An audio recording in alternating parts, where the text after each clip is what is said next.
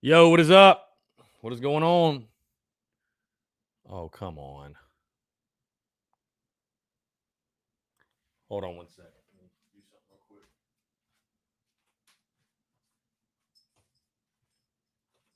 real quick.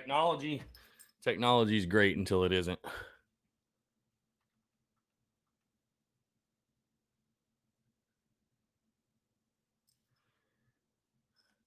Come on. Yo, what's up, guys? Give me just a sec. Hope you're all doing well. Happy Thursday. Hope you're all doing well today. It is a beautiful, rainy but beautiful day in the city. Hope you're all doing well. I know the rain is kind of coming in and out for us all here. Okay, mic is working. Mic is working. We are good. The mics are hot. Trying to get the Masters coverage on the TV. So that is what I'm doing. Here we go. Boom. I can't. What in the world?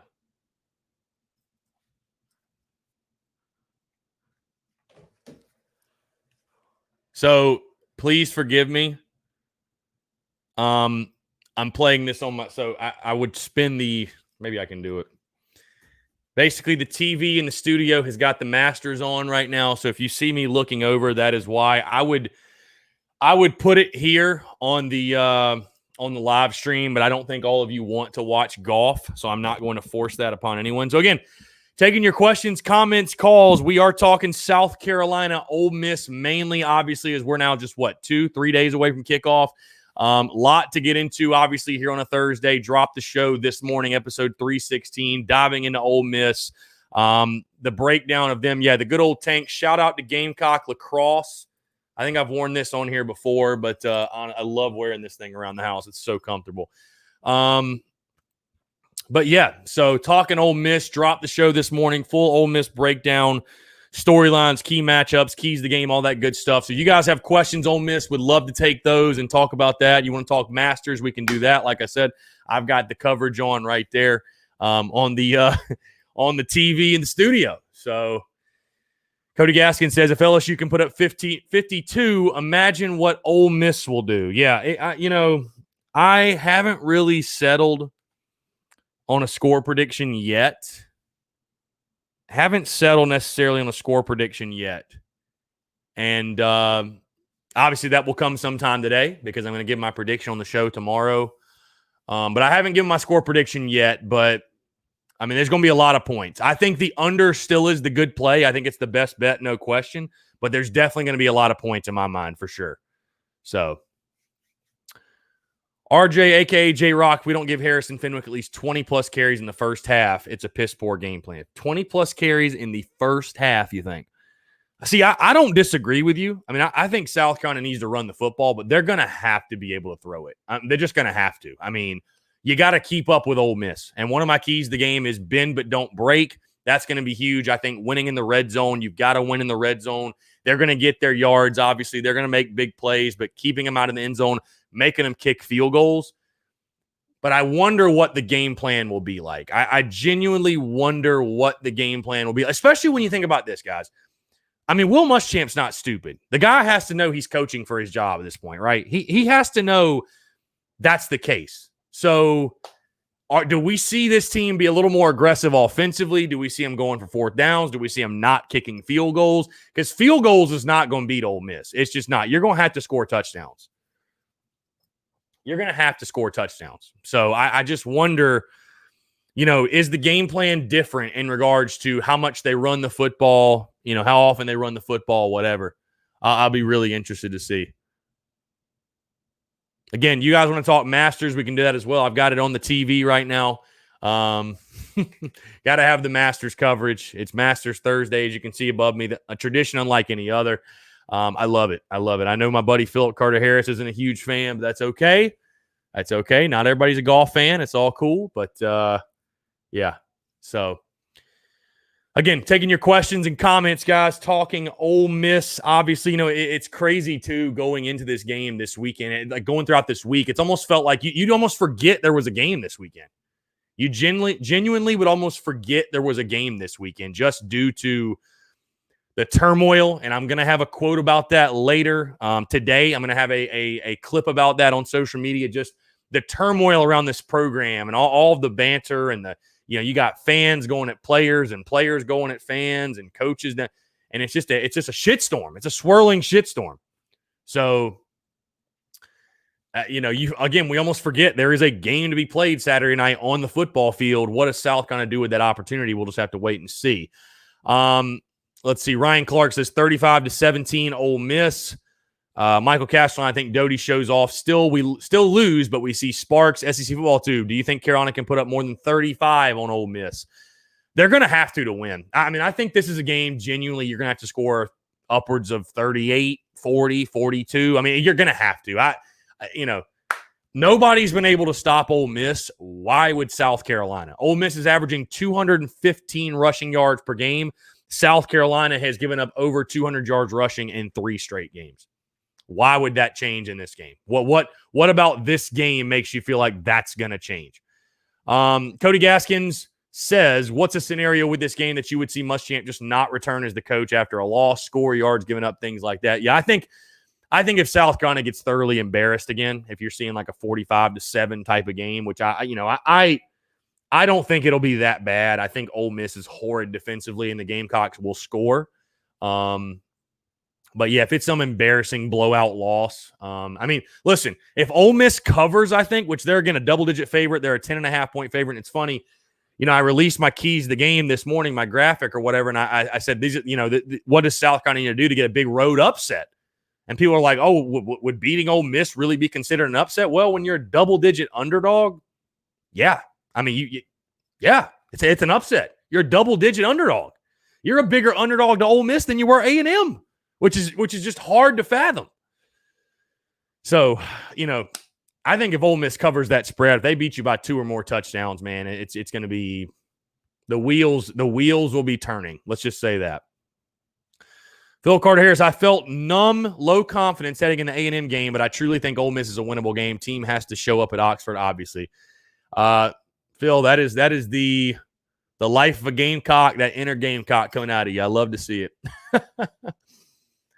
Oh, shit. Tiger just yanked one. Looks like he's on, he's on 14. Yeah. Just yanked that ball. Hunter Brown, Hunter Brown says, who takes the first snap at quarterback this weekend? That is going to be really interesting, and obviously something we're all following leading up to the game. But I'll tell you, man, it's so hard for me to predict because I want to say no doubt Ryan Helinski, but, man, it still wouldn't shock me if Colin Hill was the starter. It really wouldn't. I know that sounds crazy, but it really wouldn't. Ryan Clark says, DeChambeau and his game plan is backfiring. Let's go DJ and Tyler. Yeah, he's his driver looks like, from what I've seen, has been all over the place. Hunter Brown, you can't get excited about this team anymore. RJ, a.k.a. J-Rock, do you think they will give Luke Doty a whole drive at some point in the game? I'd like to see it. Why not? Change it up. Let's see what he can do. Why not? Phil Carter Harris, y'all, let's make sure we're sending in the questions and comments at a steady pace to avoid Chris talking golf. Yeah, no, for sure. I'm going to be watching this all day. Definitely, man. It's been a couple of years since I've really got to sit down and enjoy the Masters, so I'm going to take it all in. Lance Player, our players are our players are pretty dang good in this nation. This nation is wild, but that dude coaching, he should be fired. Yeah, I think so. Brian Welch, Muschamp's defense against Kiffin's offense, the thought of it makes me cringe, he says. Yeah, if we see that, why wouldn't we? I think, that's what pains me about South Carolina, and I said it going through the bye week. South Carolina, you just are who you are at this point. Man, that's what sucks. You are who you are. So, what can you really expect from this defense? Why should you expect anything magnificent or crazy or anything that you haven't seen already this season? So, SEC football 2, my score prediction will be out in my preview and prediction video later, but I'll tell you this, I think it will be high scoring. I'll just tell you guys straight up, I'm picking us to lose. You people that are tuned in, obviously, I'll go ahead and spoil that for you. I'm picking us to lose. There's no question. There's no question. Phil, I appreciate your optimism. I know there's a lot of Gamecock fans that will have. I'm going in this game with zero confidence, negative 100 actually. So, I was nervous about this game before the season even started, but much less now. Yeah. Michael Castellan, I hate to say it, but I think this game is over by half. Love our Gamecock, but this game feels like a battle for our depth chart. That's it. I think it's a bad matchup. I'll tell you that. I think it's a really, really bad matchup. The way that Ole Miss runs the ball and the way we haven't been able to stop the run. And, guys, if you can't stop the run, you cannot win a football game in the SEC, point blank. So, I just, again, why would I believe South Carolina is going to stop the run in this football game? Well enough to win. I mean, Andrew Bowers, I think we win this game, but it'll still be kind of sloppy. The D-line has got to play the best game of their season. Again, I love the optimism, and I hope it happens, but I'd be shocked. I really would.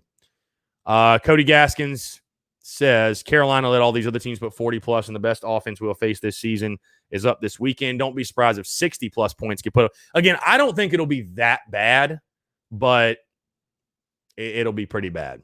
It'll be pretty bad. Ritter, I wonder what Coach Boone will say tonight in his call-in show. Yeah, will we get a ski mask call? That'll be interesting. Did he birdie? No, it looked like he probably. Oh, he did birdie it. Okay. So God, he doubled 13. I'll be damned. Holy hell. Let's see. Anthony Diller, how can our defense be so unbelievably bad with a supposedly defensive-minded head coach? That's the $13 million question. Touchdowns to home runs, which, by the way, I'm going to get back to you, my friend. This is a game we had a chance to put up 30-plus. The defense will determine if we win or not. I was looking at key matchups, and I dropped my key matchups, obviously, today on the show, and they all come back to defense because, again, you're right. If we can't get a single stop on defense, it ain't going to matter what we do offensively.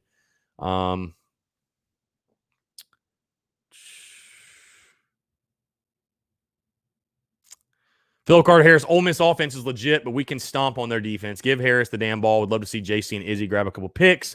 Need our offense to avoid short drives and get 7 points instead of 3. I mean, yeah, again, that's the ideal situation. That's ideally what you need to happen, but will it? Will it? That's the question. Tough for me to say it will. So, Brian Welch, what has to happen this weekend for Muschamp to not make it to the Mizzou game? Yeah, no, I actually did answer it, and I said, I think that if you go out there and get thoroughly embarrassed again, I mean, I think there's a chance. I mean, yeah, you get thoroughly embarrassed, who knows? Who knows what'll happen? So it's crazy. It's clearing up here too. Weather's turning nice all over the place. Sunny in Augusta, now it's getting sunny in Columbia. Phil Carter Harris says the players seem to love Muschamp. Maybe they show up for him in this game since his job. Yeah, I mean that is definitely something. Maybe these guys, and that's one of my keys to the game. Circle the wagons. You know what I mean?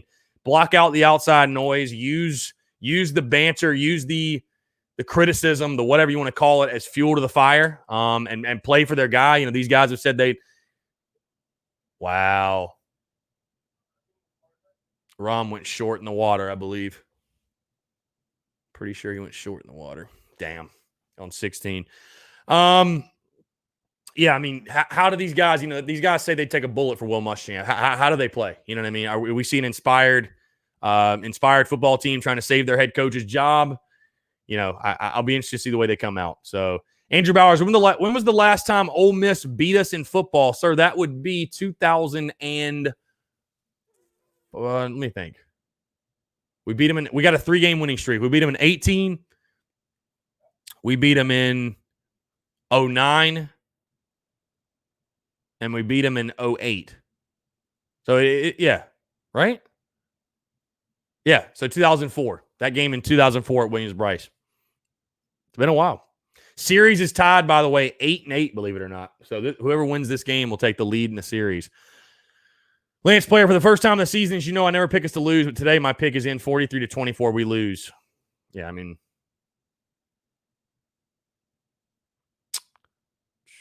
I know we beat Ole Miss in 09. It was 2004.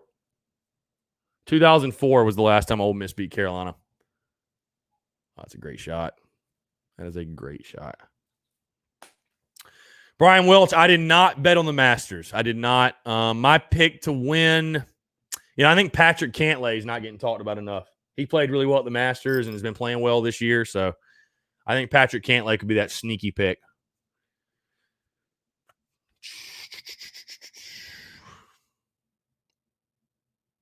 So I'm actually not taking calls today because I'm streaming the Masters on the TV through my phone. So I apologize for that. We'll probably take calls again tomorrow. Hold on, let me actually see if this setup could be. If it is, I'll say screw it and take the calls.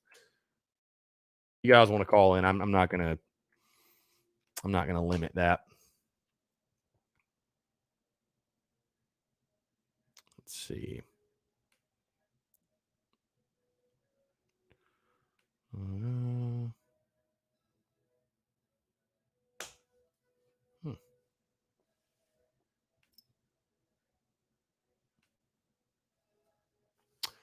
Let's see. Adam Ritter, your thoughts on Coach Beam talking about what we did in the first 3 years? Yeah, I think it's ridiculous when he does that, but, whatever. It is what it is, I guess. Let's see. Why is it doing this?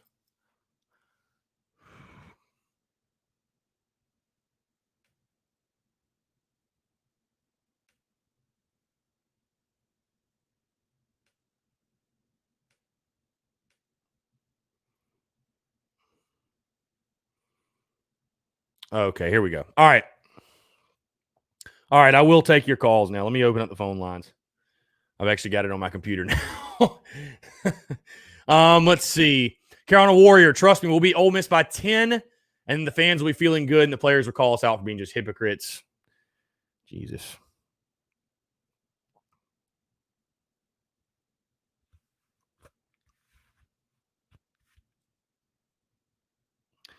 Okay, phone lines are open if you guys do want to call in, 843-790-3377. I'll put the number here in the chat as well. We already have a call. Somebody was just waiting to get in.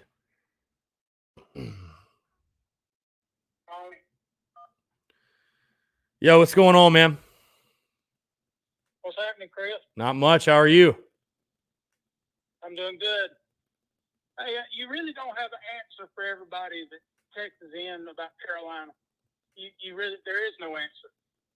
It's on the coaches to come up with different type of schemes to try to stop these guys on defense. When I coached, I was a defensive guy. Right. So I can't really explain what's going on offense other than I do believe you need a dual threat quarterback, somebody that can get you some yards if all you can do is throw or hand off. Mm-hmm. Yeah. But the guys on defense, why not do a 3-4 defense? Mm-hmm. Your best 3 down linemen, and wasn't the running back that come from Florida State? Wasn't he a linebacker? He was, yeah. He got moved to linebacker at FSU. I would put the 2 run stoppers in the middle. I'd put him on the outside, and I'd put that whoever the fastest other running linebacker is on the outside to contain the running backs. And the other 2 stop the run of a quarterback. Mm-hmm. And if we've got as good as cornerbacks and safeties cornerbacks, I don't know about safeties, but cornerbacks as we do, then you shouldn't have an issue with them throwing. Yeah. I mean, you would certainly think Will Muschamp of all people could figure this out.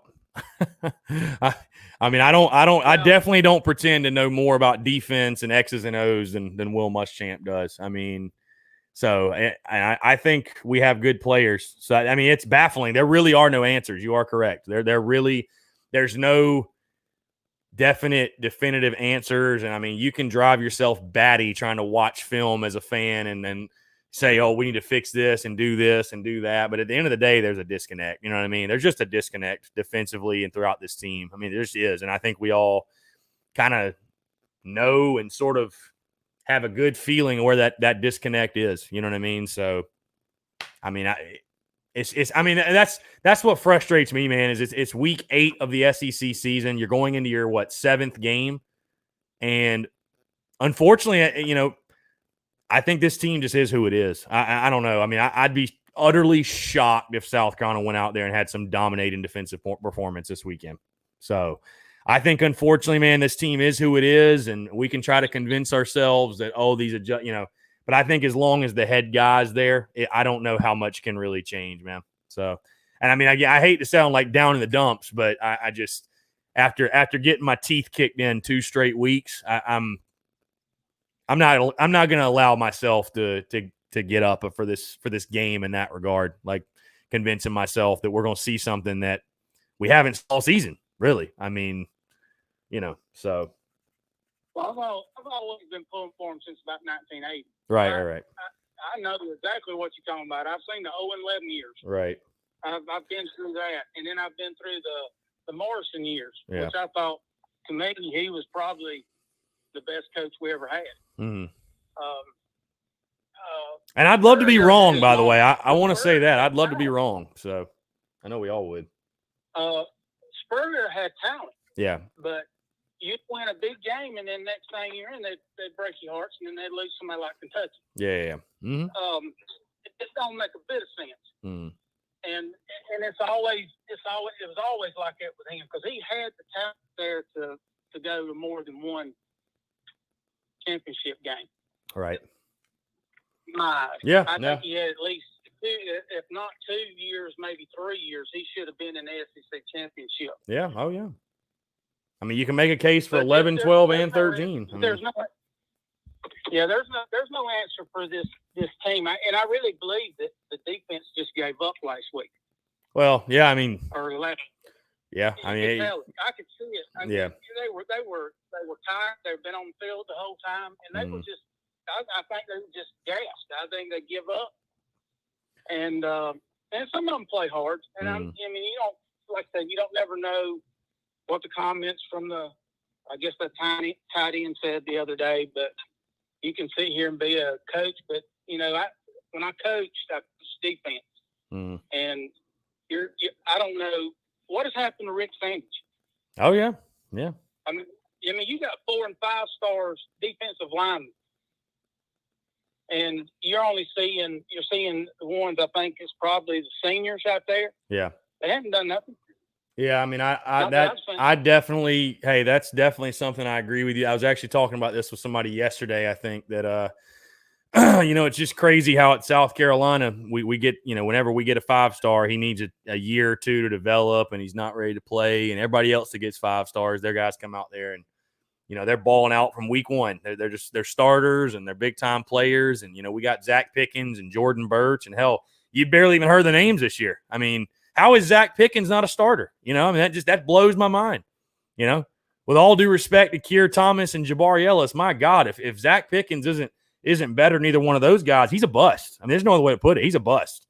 So what's the disconnect? What's the missing piece? You know what I mean? And I mean, development's been development's been a big question for me. So. And on offense, like I said, I'm not no offense guru. I couldn't tell you. But just from what I've seen on TV, if he can't pass it and we're not running it, then he's sure not going to run. He's not going to get you no yards. He can't help you that way. Right. So I would, and I don't even think Hilinski could do that. Yeah. Other than a great story behind him, I still say I'd take my chances. I'd put the freshman in there and see what he could do. Get Joyner in the game. Yeah. Good gosh, that is so crazy to not get him the ball some way somehow. Yeah, and I think that's the biggest issue. That's one of the biggest issues with the Muschamp tenure is that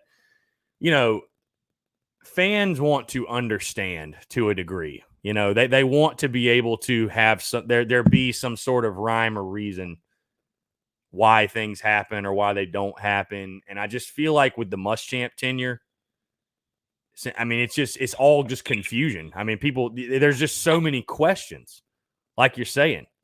Why is, I mean, there's no, and every time Will Muschamp is asked about a guy like a Dak Joyner or a Luke Doty, he gives his same BS answer of, Yeah, he's coming on. He loves to say he's coming on. He's coming on. You know, he looks good in camp. He's great for our program. I mean, he just says this, and it's just like none of it makes sense. And I think that's where fans find the most frustration. That's where I find frustration. Is it just it doesn't, and it comes off as lip service. That's all it is, and it just does not make sense. So offensively, defensively, none of it. A politician. Right. He sounds like a politician when you ask him questions. He runs from the question. Yeah. He won't answer it. He tries to get around it the best way he knows how to get around it, and I don't understand that. And yeah, he could. I don't understand why he don't put it. And he says that he wants to put his best players out on field. You can't make me understand why Joyner's not out there getting the ball, because Joyner is one of your best players on offense. Yeah, I mean, he's touched it twice and has great plays both times. I mean, I don't get it. I just genuinely do not get it. I mean, I'm not saying that I think the guy is a great wide receiver. I highly doubt he's a very good wide receiver, but he's a dynamic athlete. So sweeps, jet sweeps, screens, wildcat, like you got to use him somehow. So yeah, man, like I said, we're all scratching our heads. It's baffling for everybody, man. There's just, so. Hey, but I really enjoy the show. I'm going to let other people get in. Yeah, man, I really do appreciate the call and the conversation, man. Call in anytime. When you have 5 minutes from Clemson, I mean, it really gets frustrating. Yeah. It's listening to them, and then like your show comes on, and then that's what you want to hear. You want to hear stuff, what's going on with the program and people talking about the program. Yet you got a on station around here, is this and down here. That's the reason I texted you and asked you when you were going to come up to the upstate and pull your show up this way. So we would love to. Them. Yeah, would love to. No doubt. Bring some of that Gamecock garnet up to the upstate. We need it. So. All right, buddy. I appreciate it. I enjoy your show. Yeah, man. I appreciate the kind words. Thanks so much. All right. Take care. Bye-bye. No, great call. Yeah, great call. Great conversation, guys. If you do want to call in 843-790-3377, I'll get to a couple of questions here that we may have missed. Let's see. Andrew Bowers, if we lose this game in a blowout, Champ might get fired. I don't know, but I think he's gone. He's going the rest of the season. Let's see. Phil Carter Harris, if the losses continue, we need to start Doty and Dak. Needs to see the field more often. Give them playing time for the future. I'm on board with that. I think do it now. Why wait for the loss? Do it now. RJ says Joyner should have never been moved to wide receiver. That was a bad coaching decision, and they are hardly getting him direct touches. Yeah, I mean, he's got to touch the ball, dude. The guy's an athlete. Get the ball in his hands. So, Scott Carter, our playmakers never get the ball in open space. Opponents always have tons of room to run. Why not for us? Again, man, you guys are asking fantastic questions that I simply do not have the answers to.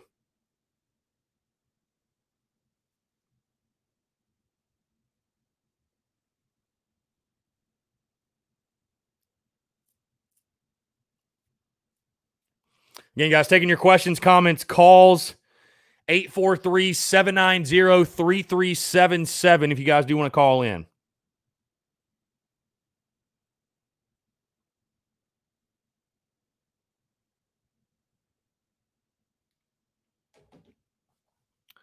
Andy Rhodes throwing some trick plays, all these quarterbacks a wide receiver. You'd think so, bro. Tristan Dixon, Nick Muse said he'd catch a bullet for Muschamp, but won't even catch a pass for him. He's had more drops. God, bro, that was brutal. I mean, Muse has been much better since the first week. I'll give him that. Brian Welch, did everybody consider these years harder than the 0-21 stretch? I was 7 when it was going on. I remember getting picked on by Clemson fans for wearing Gamecock clothes to school. But Clemson wasn't anywhere near as successful during that time. I would say this is an all-time low for our program simply because of our rival success in the past 4 years. You know, it's funny, and I had this conversation with Patrick Davis, who wrote Just a Big Old Cock. You know, he was on the show a few weeks ago, and we had this conversation, and he actually agreed with you. He said he thought this right now, because he was in school during the 0-11, during the 1-21. He said he thought this was harder. This right now we're going through is harder than that because of we went from such a high to such a low. When Carolina went 0-11, I mean, we weren't good. I mean, we weren't good in the 90s. We were terrible. So, yeah, it was a low point, but I mean, you know, plus you had hope. You had Lou Holtz. So you had Lou Holtz, and now, yeah, I mean, what hope do you have? So.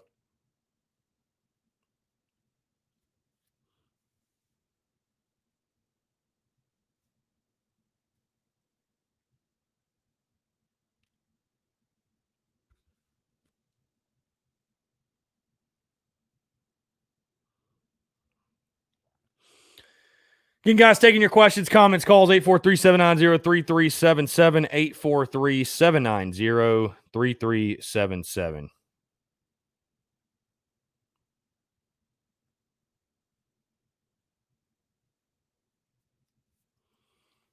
Let's see. Phil Carter Harris, have y'all seen the Panthers lately? Joe Brady has a wide receiver as a running back out there thinking outside the box. Yeah, and you think for a team like South Carolina, you'd do that as well. I mean, it's –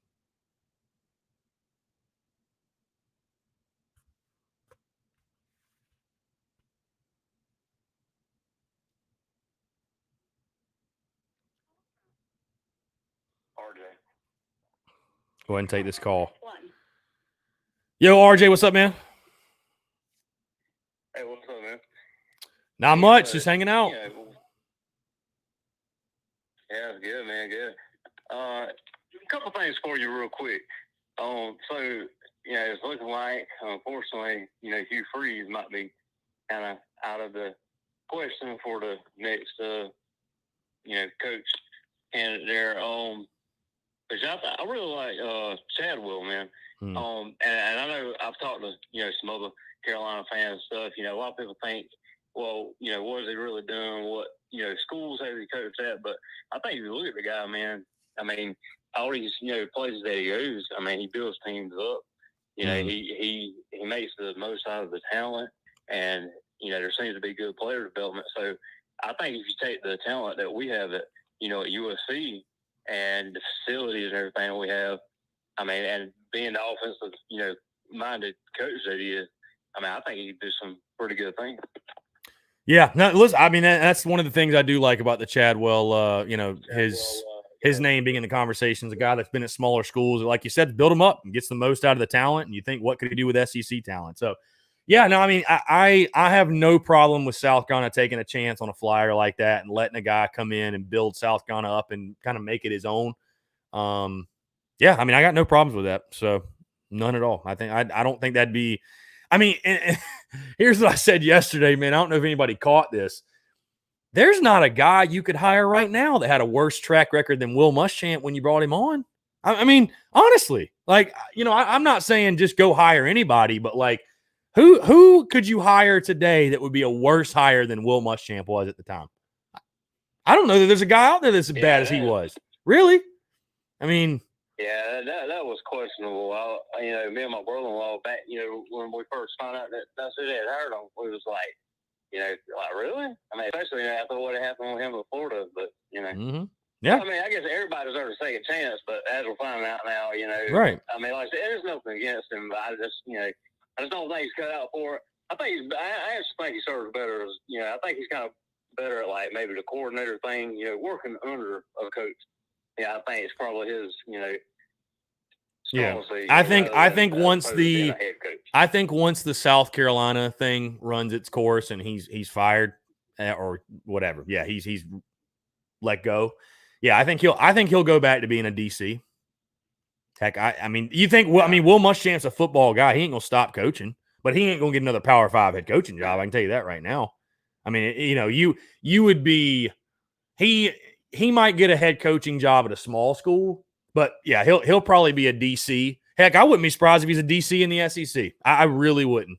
Would not surprise me the slightest, which is crazy, but I bet you it happened. So who knows?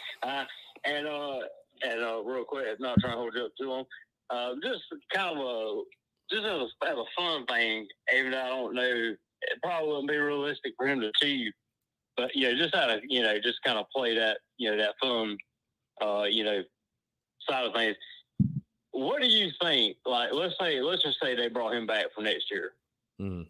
what would he have to do in 2021? What would he have to accomplish at the least in order to, gain back the fan base's belief in him and sway their opinions? Like what, to say, okay, let's continue forward with him. Like what would he have to do at the least? What would he have to accomplish? Yeah, I think if Will Muschamp does somehow make it to next year, I mean, maybe he does. Who knows? Maybe we win 4 in a row. God forbid. No, if he comes back next year, man, I think you're gonna have to win minimum 8 games. I mean, absolutely minimum. Really. I mean, really. Year 6, man. Year 6. Going 6-6 is not gonna cut it.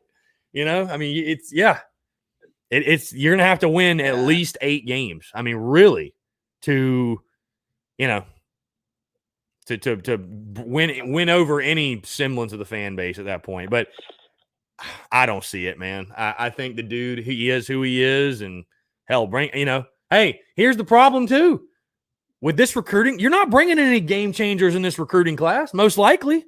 I mean, with this 2021 class, it's not going to be like the last class with Doty and Lloyd and Jordan Birch, and you haven't been able to get nothing out of them right now. So, I mean, I think that'd be a mistake. I think that'd be a massive mistake, and we'd probably be positioning ourselves for a firing in the middle of the season, or we'd be suffering through a 5-7 or 6-6 record and firing him at the end of the year. And to me, I just say, what is the point of that? Because, hey, here's the thing, too. People love to talk about the buyout, right? The buyout. We can't afford it. We got to pay him $13 million. Well, if you bring him back next year, you're going to have to pay him his salary plus a smaller buyout, and which is going to almost equal $13 million. So what's the difference? I mean, honestly, I think the buyout's a crutch, man. And I think like I said, and if he was to come back and things continue like this, I mean, the school, they're going to have to think about the fact that in the long run, I mean, they're going to lose a lot of money from fans and stuff. A lot of stuff that that income, that money that they depend on. I mean, they're going to lose that too. So I mean, the buyout's kind of worth it, if you look at the long term. So, for sure. Hopefully, though, I love my Gamecocks. I want them to win, but maybe the way the rest of the season plays out just kind of makes the case for that, and they make the move. So, yeah, like I said, man, it's either cheers to a Gamecock victory or getting one step closer to a new head coach. So just got to look at the bright side either way. So. All right, well, I'll let you go, man. Appreciate you taking my call. Love the show, and Spurs up. Yeah, appreciate it, man. Thanks so much. Go Cox. Yeah, good stuff. Really good stuff. Let's see here. Really good stuff. You guys do want to call in 843-790-3377. I saw somebody ask about an update on the Masters. Lee Westwood in the lead right now at 4 under. You got Webb Simpson at 3, Paul Casey at 3, Cabrera Bello at 3, Matsuyama at 2, Oosthuizen at 2, Stinson at 2, Pan, Walker, and Snedeker, and John Wetta and Leishman all at 1. So, I mean, it's Thursday, man. But I tell you what, with the conditions, the soft conditions in Augusta, it's going to be good conditions to throw up low scores. So, very low scores. Phil Carter Harris, Beamer doesn't have head coaching experience. I wouldn't want on-job training in the SEC with this underperforming team. Phil Carter Harris, I could see Muschamp going home to Georgia, but I don't care where he goes. I don't give a damn where Will Muschamp goes. Let him go. Let him go. Please. Gamecocks Glory Road all fan site. Don't know why people are counting out Freeze signing to us. Kiffin signed an extension with that FAMU through 2027 his last year for going to Ole Miss. I'm not totally counting it out. I mean, it adds a new dynamic, but hey, if South Carolina really wants him, they'll just have to open up the checkbook. So Michael Castelline, honestly, it sounds bad, but I'm not looking for a win. Just looking for a spark, a change, something to put faith in. And again, it sounds bad, but I'd be curious how, if you're all being honest, how much of the South Carolina fan base is low key, honestly, just wanting to see a change so badly that they are apathetic in the sense, hey, if South Carolina loses, it will not bother me. I'm not going to say you're pulling for a loss, but what I am saying is in your head, like I said, you're looking at the positives of both situations. Like, well, if we lose, hey, maybe we'll get a new coach. Justin Bell, you didn't want to go home to see the Masters. Well, I mean, you can't go. And I mean, I'd be sitting at home in front of my parents' TV because they live in North Augusta. And I mean, dude, we got work to do, man. Oh, by the way, Tiger's at 1 under also. Boom, just made a birdie. He's now at 2 under. Nah, man, we got work to do, bro. We got work to do. We got to get after it. Either way, we got to get after it. Just because it's Masters don't mean it can stop. We still got to get after it. It's still game week. If it was the bye week, it'd be different, but it's game week. Yep, Tigers 2 under through 6. So maybe he'll do it again. Who knows? We've been outscored 100-27 in the last 2 games. You damn right. You damn right for sure. Like I said, taking your questions, comments, calls, guy here on a Thursday. Hope you're all doing well on a Thursday. Got the podcast tomorrow, by the way, I will tease this. Obviously, my prediction coming, but also some very, very fun content, I think, for everyone involved in regards to the coaching search. And it's either going to be tomorrow or early next week. I haven't decided yet, but probably tomorrow, honestly. But some very fun content I think you guys will really enjoy. That's all I'll say for now.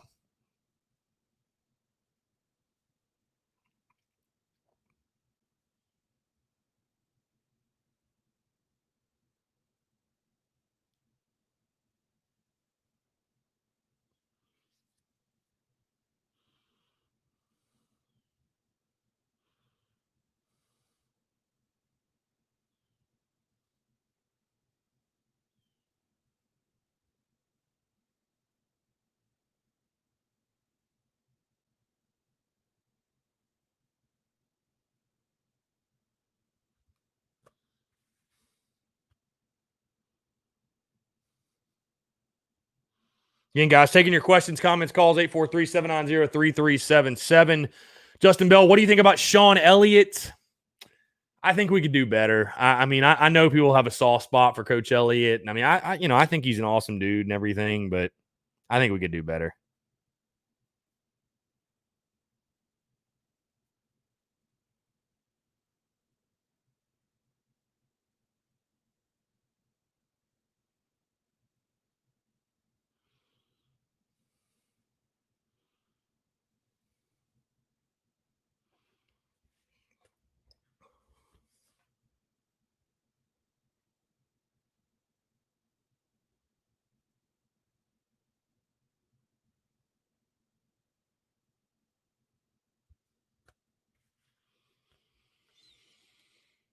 Tiger hitting his tee shot on 16.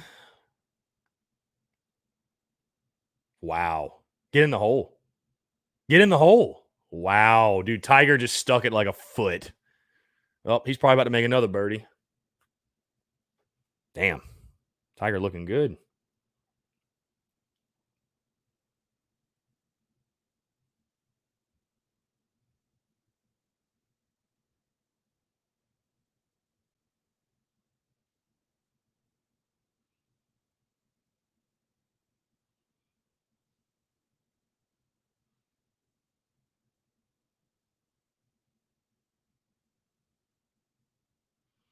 Let me ask you a question, guys, because I've seen this on social media.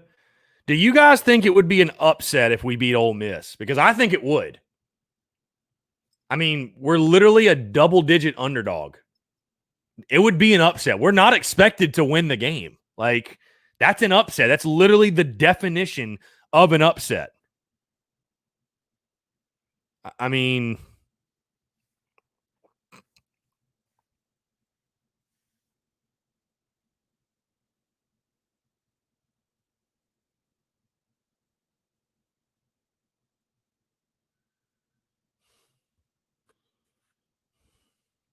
yeah, it would be. We're literally a 10.5 point underdog. It's an upset. So, yeah, I mean, I hate to say it. I hate to say it, guys, but it would. Think about this, by the way.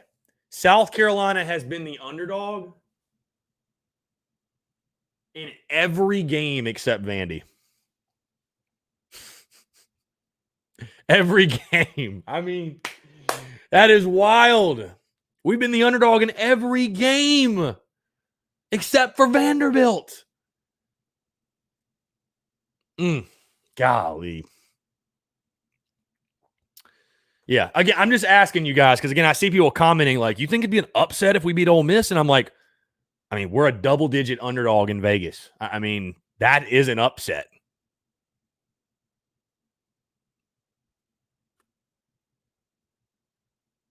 So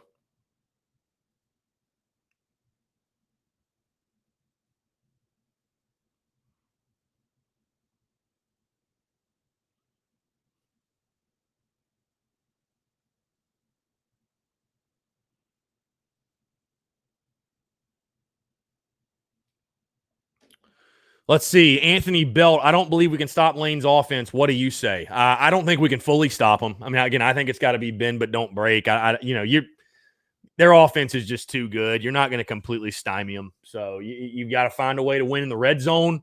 Again, one of my keys to the game, my number one key, bend but don't break. You've got to find a way to win in the red zone, make them kick field goals instead of scoring touchdowns. I mean, that's you got to do it. Got to find a way to do it. So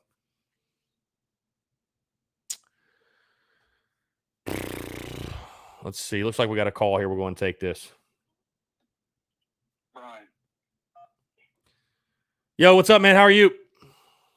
What's going on, Chris? Just hanging out, man. Doing all right. How about yourself? Doing well. Just enjoying the Masters, honestly, at this point. So Yeah, man.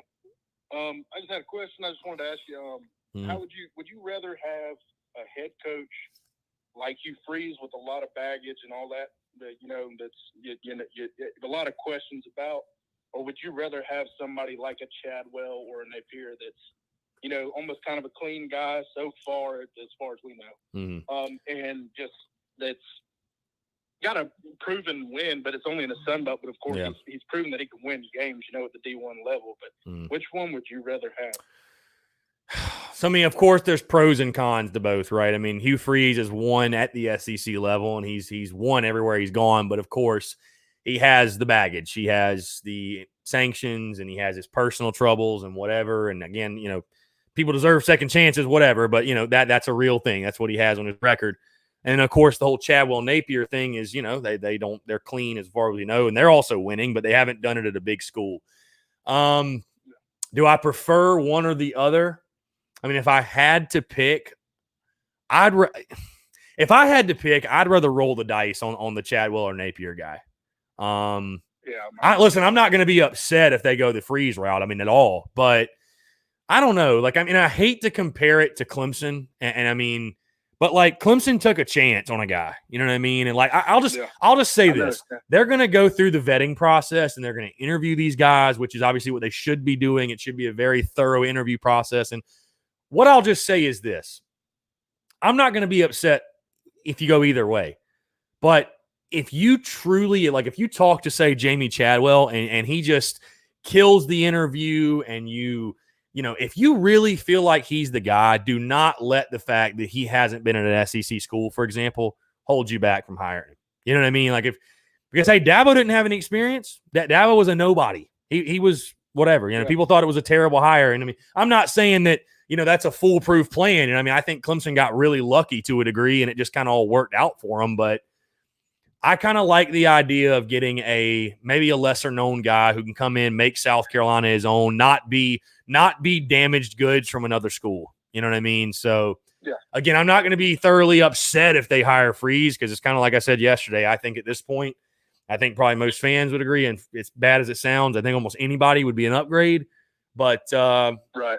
The whole I'll tell you this too, the whole having SEC ties, that means nothing to me. I don't care about that. I genuinely I'd like them obviously to have a footprint in the Southeast so they can recruit, but I don't want to hire another Sabanite. You don't have to have been an SEC coach for me to want you at South Carolina. So I'll tell you, the more we talk about Jamey Chadwell, and the more I look at it, I'm I kind of like that hire, honestly.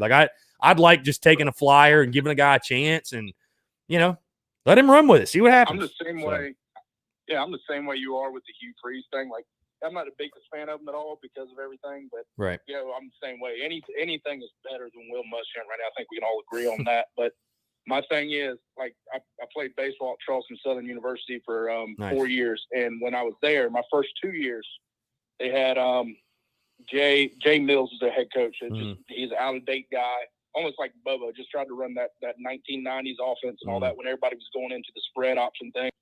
And when they hired Chadwell, literally the year before, they were literally 0-12. And Chadwell comes in, and instantly we changed strength coach. And instantly Chadwell takes the team. I think we win 8 games that year. I shared the Big South title with Coastal. And then his very next year, he's got him at like 11 or 12 wins in the regular season and takes him to the FCS playoffs. Mm. And I think he stayed there for 2 more years and had another 10-plus win season.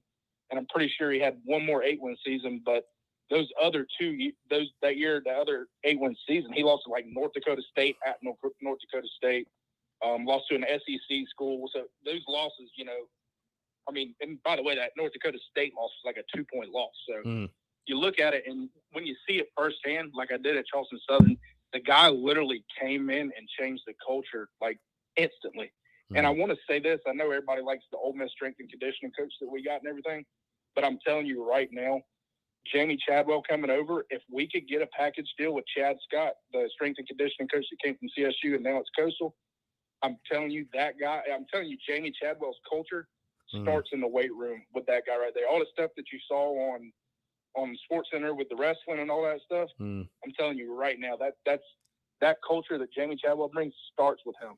And when you see it firsthand, it's just you believe it because you've actually seen it with your own eyes. And that's my only thing with Jamie Chadwell is I've seen it firsthand, and I would rather have something like that than the unknown and the baggage and all that stuff. Yeah, no, for sure. And like I said, I mean, honestly, the more you talk about it, the better it sounds. It's kind of been one of those things, and I'd be more than happy with it. Yeah, I think honestly, if and when Will Muschamp is let go, I would imagine they're gonna totally clean house. I mean, I think strength coach, like everything, they're gonna completely clean it out. I guess that's gonna really be up to the next head coach. I mean, if he wants to bring his strength guy with him, I think it's gonna be, appreciate you, Paul Jackson, but we got our guy. So yeah, no, I mean, yeah, I think, at this point, why not? Why not take a chance? Why not roll the dice? You know what I mean? It's not like South Carolina. We have this outstanding tradition of winning, and the next guy is going to be pressured to win 10 games off the jump. Hell,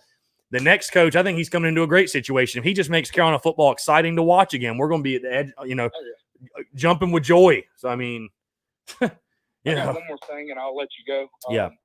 With everybody saying that Gunnar Stockton, if Muschamp leaves, he's going, I really think that Muschamp's not the reason he's coming. I mean, I'm sure everybody knows that he played under Connor Shaw's dad and now plays under his brother. And I'm pretty sure if Connor Shaw's still at South Carolina, Gunnar Stockton's still coming. That's just my opinion. Yeah, no, I tend to agree. That was his idol growing up. Yeah, and that's the whole reason he's a Carolina fan. I tend to agree, man. I mean, I know he has that great relationship with Bobo and all that, but I mean, again, like you said, the relationship with the Shaw family, and I mean, again, the next head coach. I mean, hell, he shouldn't even be given the job if he's not going to keep Connor Shaw on staff. Like, I think we can all agree that'd be stupid to release him. Oh yeah. But I don't know. I don't fully buy into that whole narrative that, oh my God, like if you lose Bobo, you lose Gunnar. And then I'll say this too. You know what? One recruit, I don't give a damn how good he is. One recruit's not worth keeping a bad head coach and a bad staff. I don't really give a damn who the recruit is. So, hey, if we lose Gunnar because of it, it's a short-term loss for a long-term gain as a program. That's the way I look at it. So, I appreciate you taking the call today, man. Yeah, man. Appreciate the call. Appreciate the conversation for sure. Go Cox. Yeah, taking your questions, calls, comments, guys. We close up here on a Thursday, 843-790-3377. We could probably squeeze in one more call. Taking your questions, though, here on a Thursday. Like I said, if you have not done so, check out the podcast that dropped this morning, episode 316, the Ole Miss preview. Unfortunately, no guest interview on the show today. I had my guests scheduled, lined up, everything ready to go, and then we had to reschedule. We had some things come up. We had to reschedule, last-minute thing, and honestly could not squeeze anybody else in. So I apologize for that. You just get a full episode of me, but we'll be moving that interview to the Monday show. So again, Monday, Thursday, next week, we're back to your regularly scheduled programming in regards to the guest interviews. So I just want to let you guys know kind of what was going on. So there's that. Again, taking your questions, comments, calls here on a Thursday, 843-790-3377. How are you guys feeling? We're Thursday. We're just, what are we? Basically just over 48 hours, whatever, from kickoff, just over 2 days from kickoff. How you guys feeling? I mean, honestly, I'd love to know get a gauge, get a sense on the pulse. How are you guys feeling about the game on Saturday? Are you optimistic? Are you pessimistic? Are you hopeful? Are you down in the dumps? Do you want South Carolina to win? Do you not want them to win? How are you feeling as we get closer and closer to kickoff? Ronnie Pace, Chris, have you heard anything about Mr. Long going into Tanner's box on Saturday night? I have not. I have not heard anything about that. So That is not something I've heard about.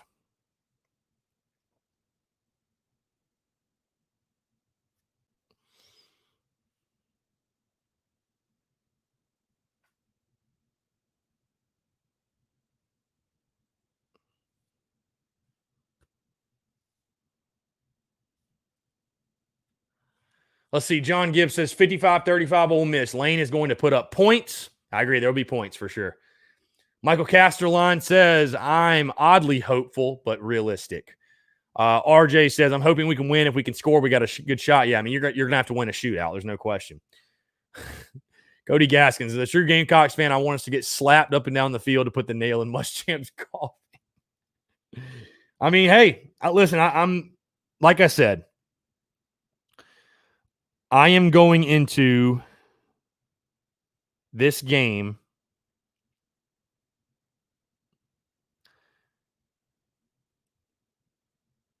saying this. Cheers to either a Gamecocks victory or us getting one step closer to a new head coach. And that to me is the absolute best way to look at it, guys. So, let's see. Yeah, always want to win, of course. Kickoff at 7:30. I want South Carolina to win the football game. There's absolutely no question. I'm just saying, though, realistically, like if let me put it this way. If you were to say, hey, Chris, I can guarantee, I can see into the future. If South Carolina loses this game, Will Muschamp is fired 110%. Would you rather win or lose? I'd rather lose the game. I'll just be totally honest with you guys. I'd rather lose. Get a new coach, rip the Band-Aid off, be done with it, get it over with, and let's move on with our lives. I mean, honestly. So, Anthony Belt, do you think Doty will have a chance at quarterback Saturday night? I don't think he'll start. I think he'll play. I think he should play, obviously. We'll see how much he plays. But, yeah, I think we should see him play. So, we'll see. John Gibbs, I've been on board with you all season, Chris. The defense is atrocious. Yeah, it's awful. I mean, you forced, let me see. Let me read this stat to you guys. We've forced 4 punts in the last 3 games. 4 total punts in the last 3 games.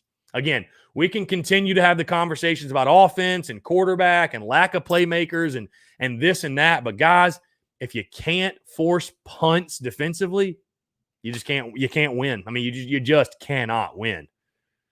You just can't win. 4 punts in 3 games. It's unbelievable. And hell, 2 of them came again from the Texas A&M game. So actually, Savannah Webster, Ole Miss is last in defense in the SEC. So we are not last, but I'd have to, let me see. Yeah, I'd have to look. Let me see it. Let's see here. Total defense stats. You guys want to know total defense stats? That's offense. Okay. By the way, we are 10th in offense. So even with the improvements offensively, we are 10th in the SEC in offense. Scoring 24.8 points per game. Okay. In defense, we are in year 5, of the Will Muschamp era. We are 11th in total defense, giving up 33 points per game. There you go. That's it. There you go. That's year 5 of Will Muschamp defensively, guys. Yeah, Ole Miss is terrible defensively. I know. They're awful. They are awful. So, again, guys, we're going to close up here. Got less than a minute remaining, guys. Again, appreciate you all tuning in. Obviously, I'll be live again tomorrow, noon to 1. Also, pregame show Saturday night, 6:30 to 7 right here, Facebook, Twitter, YouTube.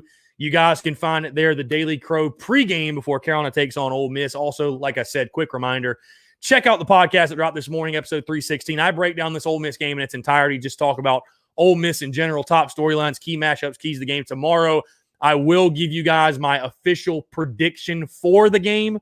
So, yeah, like I said, Daily Crow again tomorrow, 12 to 1. Pregame show, 6:30 to 7. Also, watch party at Overtime Bar and Grill Saturday night. Doors open at 11. You want to get out there anytime during the day, you're more than welcome. And then kickoff, obviously, at 7:30. So, guys, appreciate you all tuning in as always. I'm going to go watch some Masters, going to go watch some golf.